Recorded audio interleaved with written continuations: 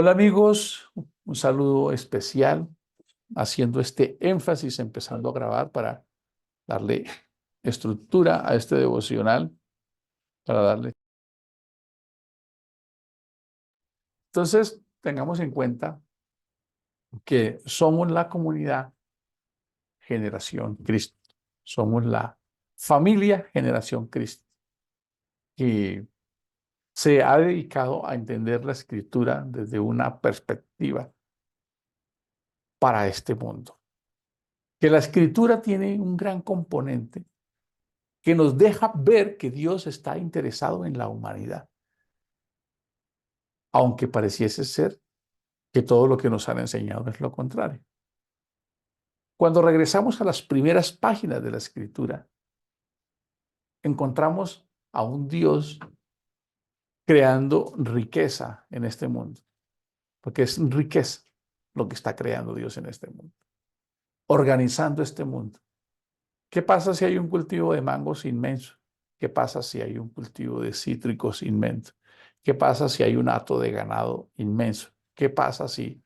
Y ustedes se dan cuenta que lo que Dios estaba haciendo estaba colocando las bases de la riqueza. Pero nadie quizás ha hablado de esa manera, porque nos parece que eso es como que las riquezas y Dios y el dinero y Dios están peleados. Y entonces, aunque hay que pedirles hasta la última gota de sangre, a las comunidades no se les enseña sobre esto. Que se defienda cada cual como pueda, pero de todos modos tienen que aportar. Esa es parte de nuestra visión y por eso queremos invitar a todos los amigos que nos ven, que nos escuchan, que nos estamos, permítame usar un término coloquial, nos estamos juntando, estamos creando una coalición de voluntades, de buscadores, de insatisfechos que creemos que tenemos el Dios verdadero, todopoderoso, que es dueño de este mundo y que puede usar a cualquier soñador que quiera ser parte de algo para causar una diferencia, para causar una diferencia. Nos encantan las historias bíblicas estos días que se están dando estas películas. Y ayer justamente veíamos la historia de David y veíamos esa riña entre los hermanos de David. Y David pareciese ser el menos querido de la casa, el, al que nadie pensaba en que tuviera cualidades. Y eso puede que nos esté pasando a nosotros, que tú piensas que no tienes cualidades, que tú no tienes potencial, que a otros les debe ir bien, pero a ti no. Sí, sí, a otros sí les puede ir bien, pero yo ya no, yo como que debo resignarme. Y algo que me llama la atención es la forma en que David pensaba. David fue un hombre de pasiones, un hombre de aspiraciones grandes. Y él, cuando salió este gigante Goliat, él dijo algo que me impactó, me ha gustado encontrar ese tipo de lecturas. Y él dijo, ¿cuál es el premio para el que vence al gigante? Escuchen esto. Sus hermanos, Eleazar y todos sus hermanos, cuando lo vieron llegar, tenían envidia con él. Anoche lo veíamos muy marcado en la película. Tenían celos, celos de él. Pero David era una persona, o sea, lo que a Dios le encantaba de David era que David era un hombre determinado, era un hombre apasionado, apasionado. Y a todos nos pasa que hay un momento en la vida que no sabemos ni para dónde coger. No sé si les ha pasado. Vemos el panorama oscuro, gris. Me ha pasado, digo, ¿y qué sigue ahora? ¿Para dónde cojo? ¿A qué me dedico? ¿Cuál será la opción de producir dinero? Ha sido una época que yo las he vivido. La falta de claridad, de dedicarnos a algo que sea lo nuestro, no lo que nos toca. sino creer que yo soy hijo de Dios y que puedo encontrar una forma de expresar la grandeza de Dios que hay en mí. David no tenía muchas opciones porque él cuidaba unas ovejas y era el menor. No llenaba el estándar. Así que David deja entrever la mentalidad que es con la que se identifica el pueblo judío. Él siempre veía en las crisis una oportunidad, siempre, y las capitalizó, como les mencioné hace un momento. Pero él era un hombre que sabía aprovechar el tiempo y era un hombre dedicado a desarrollar sus talentos, a desarrollar sus talentos. Amigos que nos escuchan, es muy probable que nos esté esperando todavía algo por hacer, o quizás estamos haciendo aquello que no es lo nuestro. Y puede que todavía esté aquí alguien muy cerca de despertar de un conformismo y hacer la diferencia, aunque pudiese llegar a pensar que ya no tiene mucho por hacer porque tiene 50, 60, 70 años, 80 quizás, o porque es muy joven. Y a veces lo vemos en los jóvenes que tampoco sueñan. Pareciese ser que esta generación es de ambiciones pequeñas o hay muchos miedos. Sin embargo, el mundo, la sociedad, se dan cuenta que la sociedad va y ahí en la sociedad salen las noticias, los ricos, los millonarios, los pobres, los necesitados, los que reciben subsidios, y así siempre ha sido. ¿Y qué es lo único que hace la diferencia? Lo que una persona se permite pensar y creer, no es más. Porque en la medida en que una persona empieza a creer algo, como dice una frase por ahí de una comunidad, si lo crees, lo puedes crear. Pero este jovencito dijo, ¿cuál es el premio para el que venza al gigante? Y en medio de esas historias místicas que hay ahí, porque a quién no le gusta esa historia de David peleando con el gigante. En este libro que está acá, que se llama La Estrategia Emergente, es un libro que lo escribió un colombiano, Alejandro Salazar. Él menciona a Dios desde la perspectiva como padre, como hijo y como espíritu, como una estrategia, como las tres fórmulas de la estrategia. Es un colombiano, al parecer es de formación católica. Y menciona que para poder que una empresa cambie su perspectiva hay que nacer de nuevo. ¿Cómo les parece? Es un libro secular de estrategia. Y también dice, cuenta la historia cómo David venció a Goliat. Y él usa una palabra sobre hay que tener capacidades distintivas. Tomen nota. Y tú te debes hacer un alto y decir, ¿cuál es mi capacidad distintiva? ¿Qué me distingue de los demás? ¿Qué es aquello en lo que yo puedo, en lo que es lo mío, en lo que me apasiona, en lo que se me va el tiempo? David, en medio de la soledad y de esas noches largas, él era un entrenador. David, la diferencia de David con muchos es que él era un entrenador. No crean que Dios le dio el don de tocar el arpa y le dijo, ahí, sin entrenar, tú puedes tocar el arpa de cualquier manera. Eso no es así. No creamos eso así, hermano. David tuvo que haber ensayado muchas veces, para que cuando surgiera la oportunidad y alguien dijera, traigan a alguien que sepa tocar.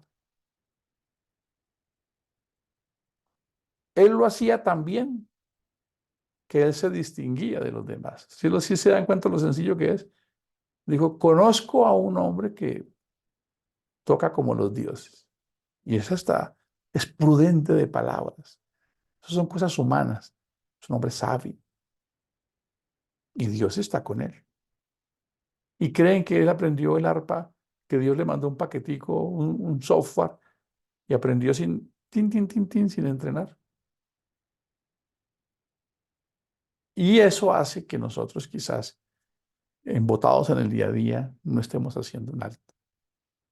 El texto base en esta información, así como dice un amigo, mezcladita que le estoy contando, es un texto que está en Eclesiastés 10:9, que dice, si se usa un hacha sin filo, hay que hacer doble esfuerzo.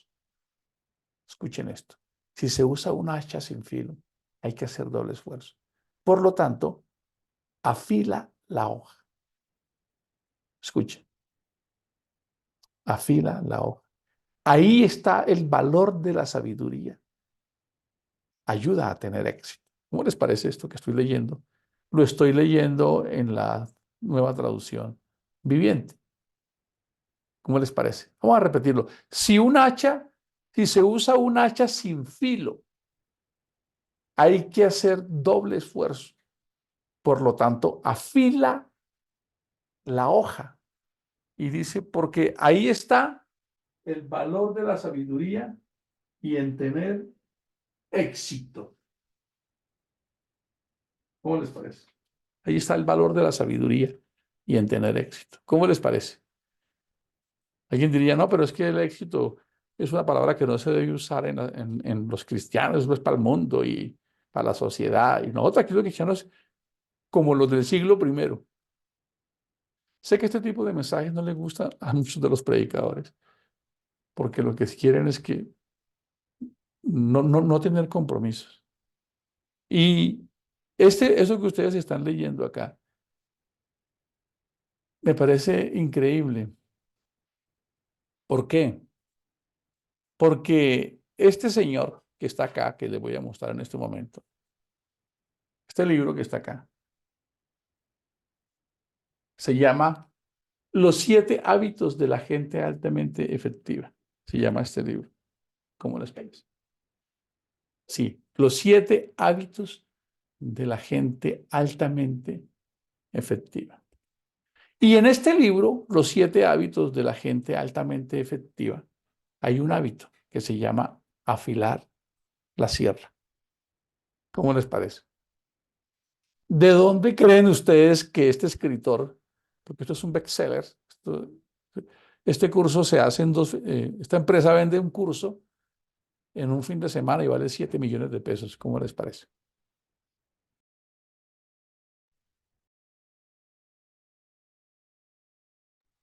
Lo digo porque conozco muy bien esta empresa, porque salió de una en la que yo también hice parte. El señor Stephen Covey era una persona como nosotros, que un día encontró y creyó y decidió pensar y escribió este libro. Se formó, se capacitó y se entrenó y él sacó ese libro. Y en ese libro que está ahí, está el hábito que estamos viendo acá. Él dice, afile la sierra. Pero Eclesiastés ya lo había dicho hace 3000 años. Este libro de Eclesiastés se escribió hace 3000 años aproximadamente, 3200 tal vez. Y tenemos a Salomón diciendo en la versión Reina Valera, si el hacha pierde su filo, hay que agregar fuerza y hay que hacer un esfuerzo, que es como lo sentimos a veces en el día a día. Entonces, me parece fascinante esto, que este mensaje lo podamos compartir hoy con el pueblo de Dios, con sus hijos, y que podamos entender cómo funcionan las cosas. Porque este texto es maravilloso. Voy a repetirlo. Dice, si se usa un hacha sin filo, hay que hacer doble esfuerzo. Por lo tanto, afila la hoja. Ahí está el valor de la sabiduría. Ayuda a tener éxito. ¿Cómo les parece? Ayuda a tener éxito. Quiere decir que los cristianos tenemos esa, esa gran responsabilidad. Hay un proverbio que es el proverbio 24, el verso 3 y 4 dice, con sabiduría se edificará la casa y con prudencia. La, la palabra habla mucho de la prudencia. El mundo de hoy no conoce esa palabra, pero en la escritura ustedes encuentran la prudencia. Se afirmará. Dice, vamos a completar la oración para extraer la forma. Con sabiduría se edificará la casa y con prudencia se afirmará. Y con ciencia se llenarán las cámaras de todo bien preciado y agradable. De todo bien preciado y agradable. ¿Cómo les parece? ¿Qué dice acá? Que para que Dios lo bendiga uno debe orar constantemente en la petición, en aquello. Recuerden, hermanos, que ya lo hemos dicho. Oramos y transpiramos.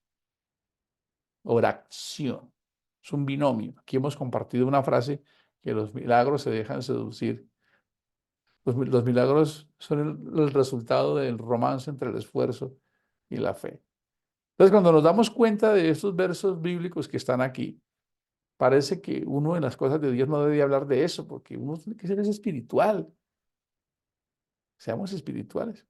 Y ese muchachito, el rey David, nos deja una enseñanza impresionante que está en este libro, porque David lo que era es una persona entrenada. Eso era David. Punto. David afilaba la sierra. ¿Cómo les parece? David afilaba la sierra. ¿Cuándo aprendió él a matar osos y leones? Eso no lo hacía viendo series y en centros comerciales tomando café y de visita con los amigos y los... No. ¿Cómo creen ustedes que David aprendió a matar leones y osos? ¿Cómo creen ustedes? Enfocado, entrenando. ¿Ustedes recuerdan que los judíos entrenaban de donde viene la palabra pecado y le pegaban a un cabello a 30 metros de distancia? Imaginen ustedes, ¿cuántas horas se necesita de entrenamiento para pegarle a un cabello a 30 metros? Les pregunto. Cuando vemos a Michael Jordan y a todos estos futbolistas, ¿cómo hacen una cesta en cualquier momento y de cualquier manera? Es porque han ensayado 10.000 veces el tiro a la cesta. No piensen que ellos se la pasaron orando porque ambos equipos oraron. Han visto que ambos equipos oran allá concentraditos, Señor, que gane el mejor. No, le están diciendo, Señor, ayúdanos a ganar. Y Dios va a decir, ¿quién ganará? El que más haya entrenado, porque Dios no tiene equipos de fútbol, ni Dios tiene empresas favoritas. Ustedes ven al pueblo de Israel llevando el bulto y a los egipcios prosperando. Pareciese que no lo entendiéramos, porque estamos en un mundo puesto para que nosotros lo podamos definir. Y puede ser que tengamos algún vicio de interpretación o de creencia que nos pueda estar haciendo una limitante, que nos esté frenando. La mentalidad del judío es muy distinta a la del cristiano, hermanos. Entonces ustedes ven a ese muchachito. Y en este libro, que ya lo hemos hablado una vez, él coloca el ejemplo de una empresa inmensa que es vencida por una empresa pequeña en este libro de estrategia. Y él coloca en este libro de estrategia el ejemplo del rey David peleando con Goliat. ¿Cómo les parece? Aquí se hablan de palabras que me han encantado como contribuciones exclusivas. Entonces, ¿cómo sí que contribución exclusiva? Sí. ¿Cuál es tu contribución exclusiva a este mundo? ¿Cómo sí que contribución exclusiva? Sí, todos venimos a dar algo a este mundo. ¿Y qué es eso? ¿Qué música exclusiva? Sí, eso que solo puedes hacer tú y que lo haces también, que logras esa diferencia. Entonces dice que cuando David se fue a enfrentar con Goliat, Él tenía que saber la estrategia precisa para vencerlo. ¿Por qué? Porque David tenía unas habilidades, unas fortalezas y unas debilidades. ¿Cuál sería una debilidad de David? Que él no tenía experiencia todavía en pelear con espada y además de eso tampoco era un hombre lo suficientemente fuerte. Goliat era un hombre de 3 metros de altura. Era un hombre que para la fortaleza de Goliat era la batalla cuerpo a cuerpo. Escuchen esto.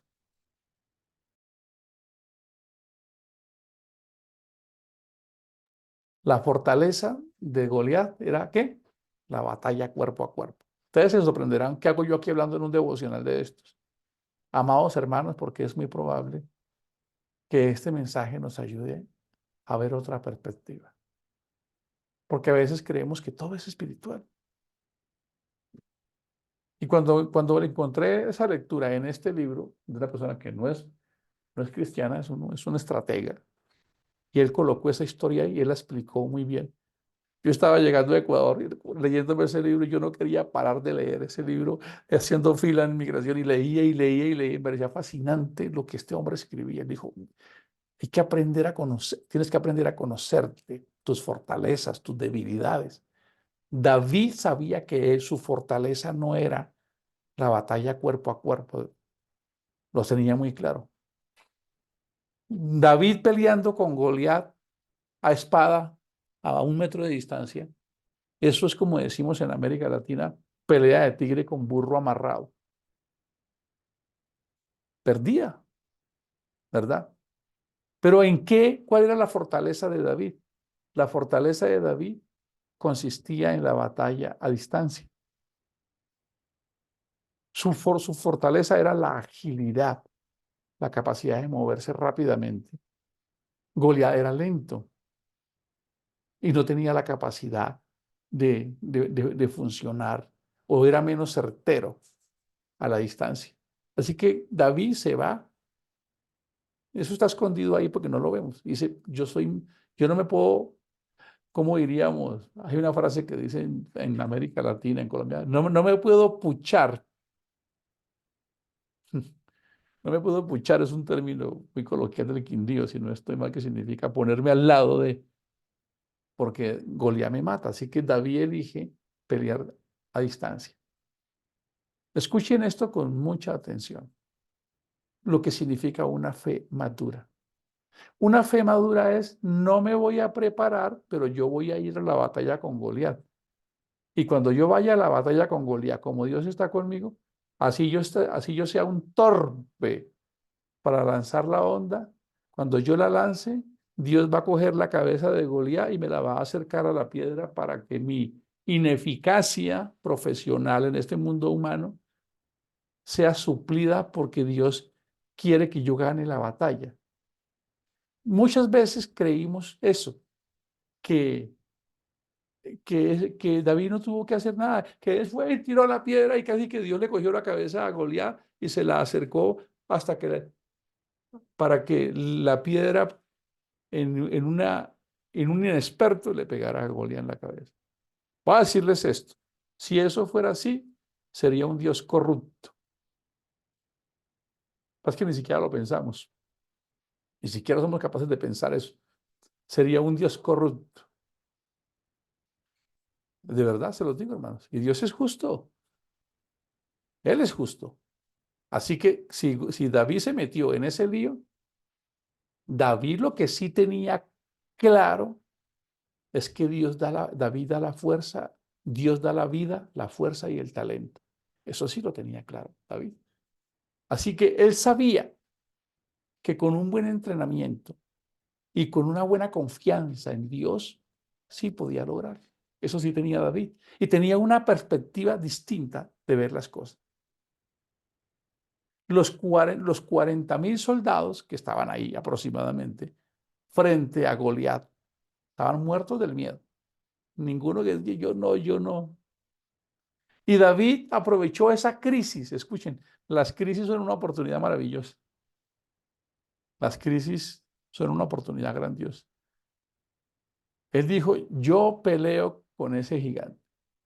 Yo ya no quiero seguir en esta situación de escasez, yo ya no quiero seguir por aquí olvidado. Yo quiero brillar, yo quiero surgir. Creo que tengo un Dios grande. Yo creo que Dios es mi Dios. Yo soy su hijo. Yo quiero sacar la cara por Dios. Me parece fascinante esta historia, hermanos. Y que tenía ambiciones. ¿Qué le darán?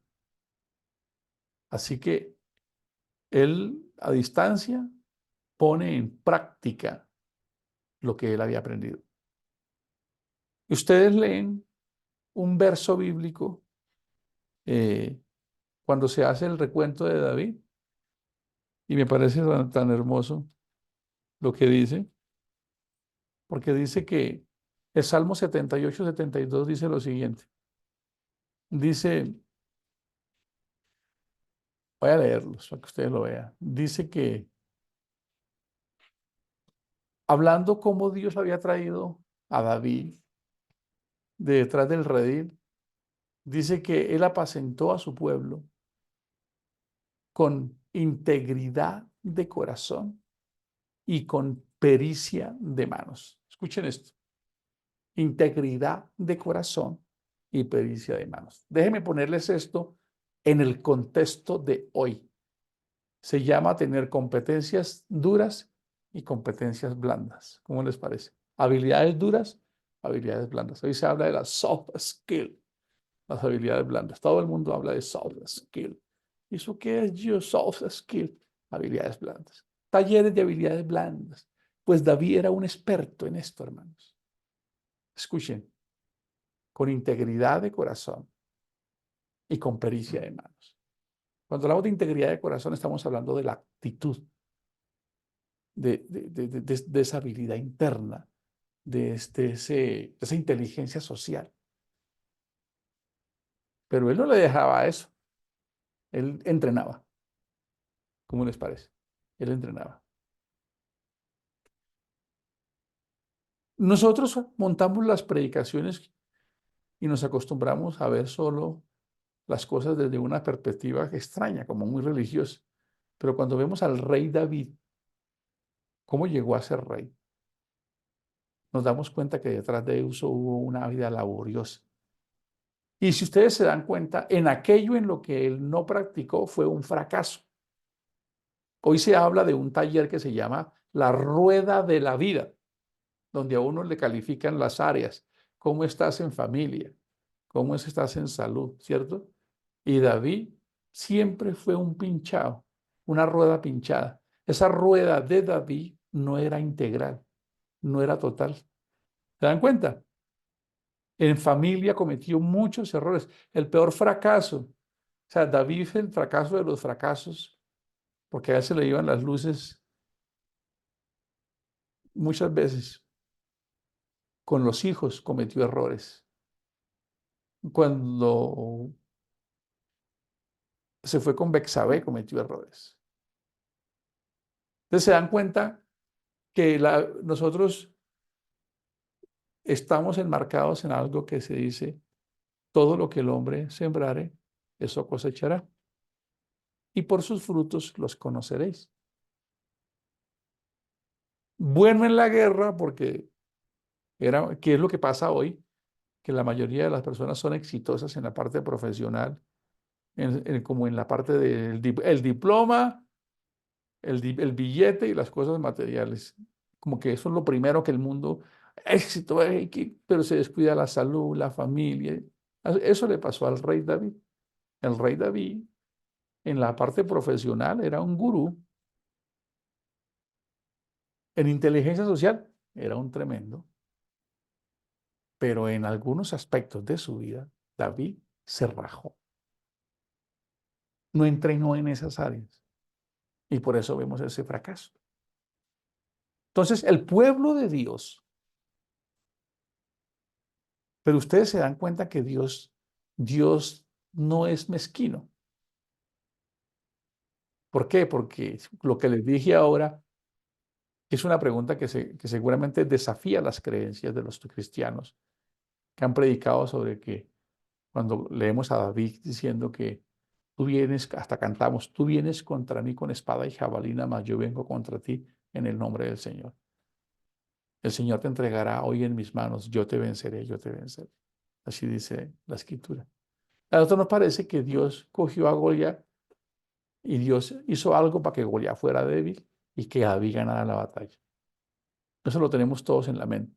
No, David sabía que cuando alguien tiene fe en Dios, que cuando alguien cree en Dios, que cuando alguien se la juega con Dios, eso tiene una consecuencia. Pero no se lo dejó al azar.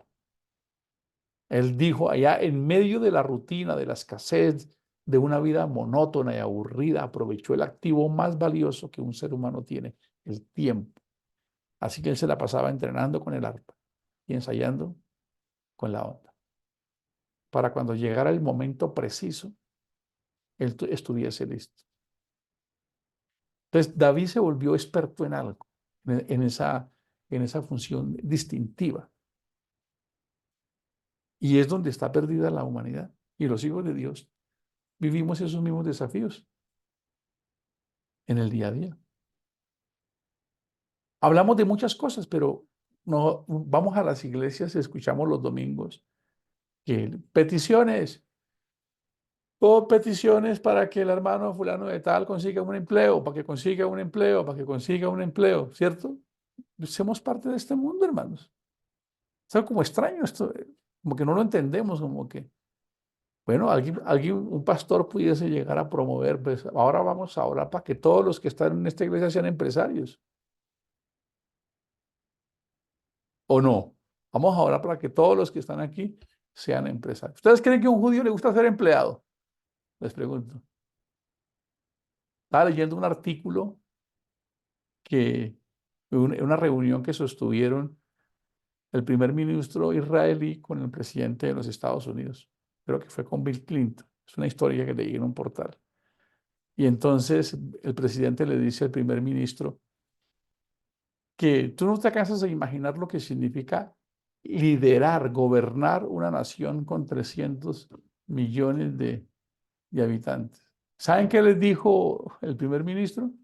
Tú no te alcanzas a imaginar lo que significa liderar y administrar una nación de 7 millones de habitantes donde todos se creen primer ministro. Escuche, me encantó esa frase. Tú no sabes lo que significa gobernar, liderar una nación de 7 millones. Tú tienes una nación de 300 millones y yo gobierno una nación de 7 millones. Pero yo gobierno una nación de 7 millones de personas que todos creen que son como el primer ministro. Porque es la mentalidad, es lo que creemos. Por eso dice que Dios le dio sabiduría e inteligencia para que el hombre hiciera riqueza. Y quisiera hablar con amor a cada uno de ustedes. Por eso le digo, desde la situación que cada uno habite, porque si ya algunos de ustedes ya están en una vida como de cosechar, como que, no sé, se pensionaron o los hijos les ayudan. Cada uno vive un momento. No estoy hablando solamente de la parte productiva, sino nosotros como David, una vida descuidada en algún área.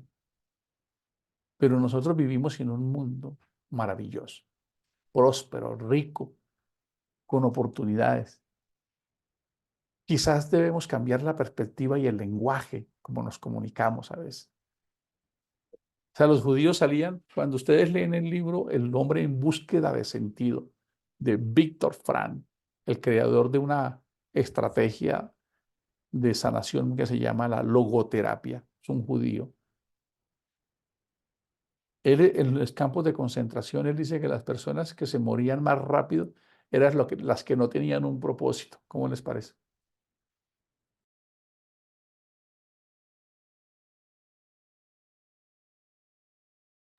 Víctor Frank escribió ese libro que se volvió un bestseller. Y además vale la pena leerlo. Bueno, corrijo la palabra, vale el esfuerzo leerlo. Y él escribe en ese libro por qué las personas en los campos de concentración, en Auschwitz, que estuvo él. ¿Por qué se morían más? Unas u otras se caían y morían más rápido que otras.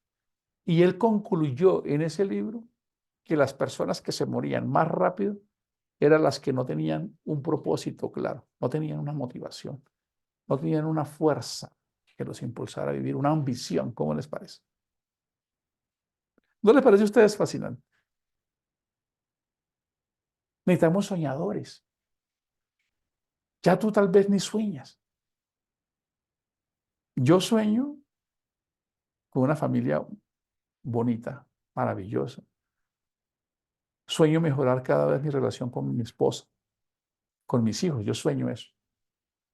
Y sueño que un día voy a estar, mi sueño es estar a los años hablando de esto en una sala. Sueño. ¿Cuáles son tus sueños? ¿Cuál es tu propósito? ¿Para dónde vas? ¿Cuánto talento tienes? ¿En qué eres bueno? Tienes tantos talentos, pero no te has dedicado a analizar los cuales podrían ser. Y Víctor Frank decía, lo único que nosotros necesitamos, escuchen, lo único que nosotros necesitamos es salir vivos de este campo de concentración, porque entonces podremos trabajar. ¿Cómo les parece? ¿No les parece genial eso? La mentalidad del judío es distinta. La mentalidad del cristiano le colocaron una mentalidad de pobreza, una mentalidad de fetiches, una mentalidad de que el dinero es malo, o sea, una mentalidad de que hay que... Y estamos sometidos, sometidos y sometidos y sometidos. Nos parece que no puede levantarse. Puede que en este grupo de 30 personas haya todavía un David que sea capaz de levantarse del anonimato, que sea capaz de salir detrás del redil. Era una de las canciones que más me encanta, se llama Remolineando. Yo me identificaba con esa canción porque dice, como el olvidado David fue recordado por Dios y sacado detrás del redil para reinar así tú y yo un día también. Y yo, si les cuento mi génesis, de dónde vengo yo veo cada día la mano de Dios. Pero les voy a decir algo, hermano. Necesitamos personas esforzadas, esforzadas. Necesitamos personas esforzadas y enfocadas, porque un esfuerzo sin foco, que se ha sido una de mis debilidades, no ser enfocado, no trae resultados. Yo he estado con mi mamá orando y ayunando por poder tener un dinero para un negocio que montamos una vez en un colegio. Y que nos dieran el negocio a nosotros y nos dieron el negocio a nosotros y también conseguimos el dinero y nos endeudamos en ese negocio. Ese negocio se quebró. Ese negocio se quebró. Y eso fue un lío impresionante.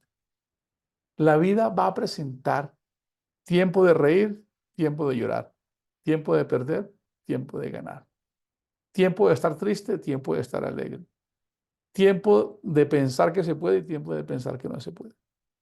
Hoy todos los que estamos aquí tenemos la posibilidad de transformar nuestra realidad. O si es que la que tenemos es la que queremos, pues dar gracias a Dios. Y hacer un alto y decir, pensar, sentarnos a analizar para dónde voy, en qué soy bueno, qué me estará haciendo falta, por qué tengo miedos, por qué tal cosa, por qué me pasará aquello, me estará haciendo falta qué. Y ustedes ven las escrituras y ustedes se dan cuenta que ahí está, ahí está. Varones esforzados, la palabra esfuerzo, la palabra valentía, ¿verdad? Ahí vemos nosotros este versículo que estamos leyendo tan maravilloso. Afilar la sierra. Hay que afilar la sierra. Cada uno de ustedes identifíquese en qué soy bueno. No es que yo soy bueno en, no sé, cualquier cosa. Yo hago los mejores postres del mundo. Yo hago las mejores hamburguesas del mundo. Yo hago las mejores arepas del mundo. Yo soy la experta en conversar. Yo soy la que mejor consejos da. Y encontrar esa beta de oro que está ahí y seguir concentrado hasta lograrlo y desafiarnos. Y no te dejes escuchar las conversaciones de tu mente, porque tu mente te dice, tú eres un fracasado, tú eres una fracasada. Todo lo que tú has intentado nunca te ha funcionado. Hermanos, eso es parte de la vida. Eso es parte de la vida.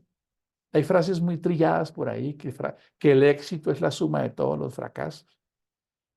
Que cuando fue a dar una conferencia, alguien tiene que colocar un ejemplo de persistencia. Cualquiera se sabe ese cuento trillado que, que dicen que Tomás Alva Edison hizo como 11.000 intentos. Y tú has hecho 3 intentos y ya perdiste, ya dejaste de soñar.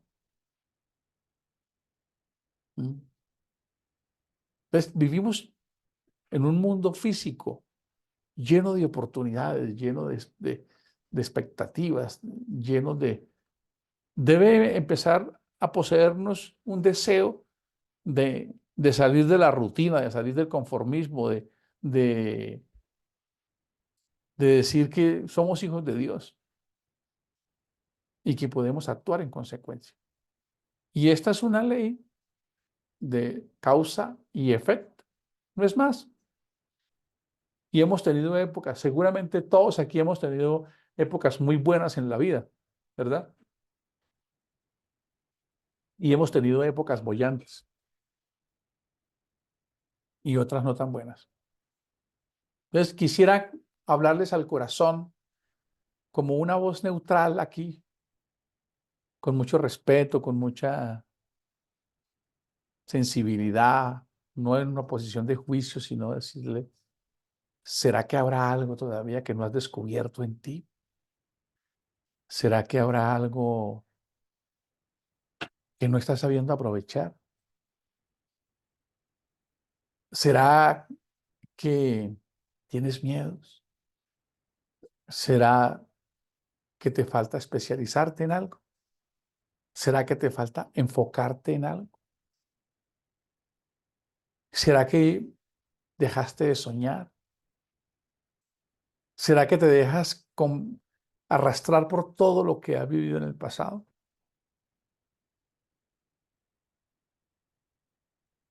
Yo creo que cada uno de ustedes es un hijo de Dios y eso tiene mucha dignidad. Pero el hijo de Dios debe empezar a comportarse como tal. Debe ser de ambición. Necesitamos que cada uno de ustedes sueñe de acuerdo a su realidad. Voy a mejorar mi estado emocional, voy a mejorar mi estado mental, voy a mejorar mi salud, voy a mejorar mi relación familiar. Se necesitan equilibrios. Voy a mejorar mi profesión. Yo les cuento esto porque mi vida la he puesto en práctica de esa manera, hermano. Yo me dedico a algo y yo necesito saber de eso más que todo. Si tú eres algo, si vendes tomates, si vendes champú, si vendes seguros, voy a decir una frase, tienes que ser un teos en tomate. Tomates verdes, tomates rojos, tomates cuadrados, los tomates sargen así. Tienes que ser una autoridad y eso está al alcance de todos. Aquí nos estamos riendo con Marquito y Connie, que son vecinos nuestros, porque hay una esquina, allá en una esquina, hermosa. Y un día apareció alguien y puso un carrito de hamburguesas. Hoy hay cuatro. Y pasa uno por ahí a las 7, 8 de la noche y eso lleno de carros. ¿Sabe usted cuántas personas pensaron, uy, yo pudiese colocar un carrito de hamburguesas acá? Pero se quedó en dónde, se quedó en dónde, en la idea. Es así de simple, hermano. Mañana vamos a estar en ayuno, de 4 de la mañana a 12 del día. Es un ayuno aquí que Nos recomendó una vez una líder de este grupo y nos parece chévere porque no les ocupamos. Los ayunos nuestros no son para torcer el brazo a Dios. Señor, dame, dame. Es para entendernos, para sacar un tiempo de introspección profunda, analizarnos. ¿Para dónde voy? ¿Qué es de mi vida? ¿Qué es esta realidad que tengo? ¿Cómo la puedo mejorar? Necesito ayuda de alguien. Siempre vamos a necesitar ayuda. Para eso son los ayunos, para mirar dónde necesitamos que fortalecer nuestras áreas. Hermanos, siempre es así en la vida. Y las veces que quizás uno fracasa, porque la palabra fracaso, la tenemos un miedo al fracaso de una manera impresionante. Si uno espera poder hablar bien para empezar a dar conferencias, nunca va a arrancar. Tuvieran todos los errores que yo he cometido y aún sigo cometiendo en mi vocalización, en mi dicción, en algunos términos que me cuesta trabajo. Y yo me quedo pensando cuando ya esté listo para dar conferencias, voy a salir. Nunca voy a empezar. Algunos de ustedes hasta generosamente me hacen recomendaciones que se las seguiré recibiendo. No las paren, de vocalización, de términos. Y hay una frase que yo escribí hace tiempo que dice, si piensas que no estás listo para hacer algo grande, es porque lo estás. A repetirla, si piensas que no estás listo para hacer algo grande, es porque justamente lo estás. Es el momento preciso. Porque la excelencia viene con el esfuerzo. La excelencia es un poquito, la excelencia y la genialidad son escasas. Hay personas que vienen con excelencia y genialidad, pero eso no garantiza el éxito. Pero el esfuerzo sí es democrático y está al alcance de todos.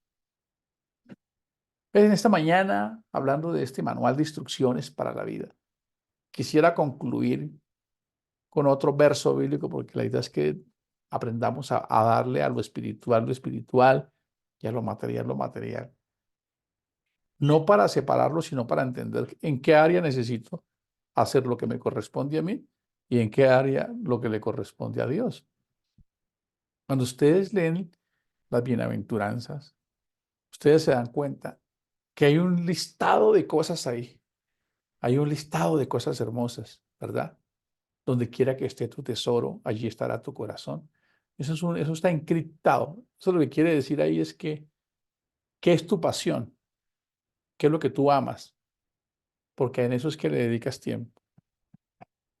Donde quiera que esté tu tesoro, allí estará. Que hay que andar por el camino estrecho. No crean que era porque si andas por el estás para el infierno. No, es cuando ando por el camino estrecho, es porque me toca entrenarme, esforzarme, hacer renuncias, caminar por una vida que pocos quieren vivir de disciplina. ¿Cómo les parece? Y por eso termina diciendo en estos capítulos del 5 al 7 del Evangelio de Mateo, todo hombre que escuche estas enseñanzas, pero ¿dónde está la brecha? Y las ponga en práctica. Le compararé a un hombre sabio que edificó su casa sobre la roca. Escuchen, un hombre que escucha, un hombre que aprende, un hombre que pone en práctica y usa la sabiduría. Le compararé a un hombre sabio. La sabiduría se adquiere con los errores, con los desaciertos, con la inteligencia. Es un componente de cosas. Yo aprendo más de los errores y de los fracasos. El fracaso es una oportunidad. Es cuando el fracaso es la forma en que la vida nos dice que hay que empezar de nuevo o cambiar de ritmo o de producto. Pero Jesús colocó una frase tan poderosa.